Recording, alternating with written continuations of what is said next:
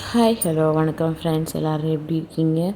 வாங்க இன்றைக்கி ஒரு சூப்பரான ரெமெடி பார்க்கலாம். நம்ம வீட்டு குட்டீஸ்க்கு எல்லாருக்குமே சளி அதிகமாகிடுச்சு.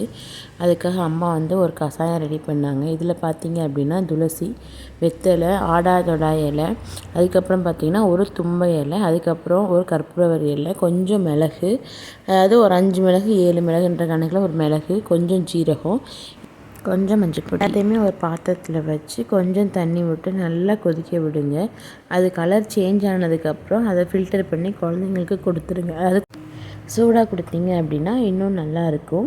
எம்டி ஸ்டமக்கில் கொடுங்க. காலைல குழந்தைங்க எந்திரிச்சதும் ப்ரஷ் பண்ணிவிட்டு எம்டி ஸ்டமக்கில் கொடுங்க. 3 டேஸ் கம்பல்சரி கொடுங்க, நல்லாவே கேட்கும்.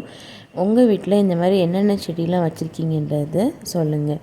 குழந்தைங்க இருந்தாங்க அப்படின்னா கண்டிப்பாக நம்ம வீட்டில் இருக்க வேண்டிய செடிகளில் கற்பூரவள்ளி, துளசி, வெத்தலை கண்டிப்பாக நம்ம வீட்டில் இருக்கணும். இன்கேஸ் அவங்க குட்டி குழந்தைங்கன்னா நல்லெண்ணெயில் சூடத்தை காய்ச்சி அந்த எண்ணெயை வெத்தலையில் 2 பக்கமும் தேய்ச்சி விளக்கில் நல்லா வாட்டிட்டு முதுகுலையும் நெஞ்சிலையும் ஒட்டி விட்டு ஓவர் நைட் விட்டுருங்க. சீக்கிரமாகவே குழந்தைக்கு சளி சரியாயிடும். தேங்க்யூ.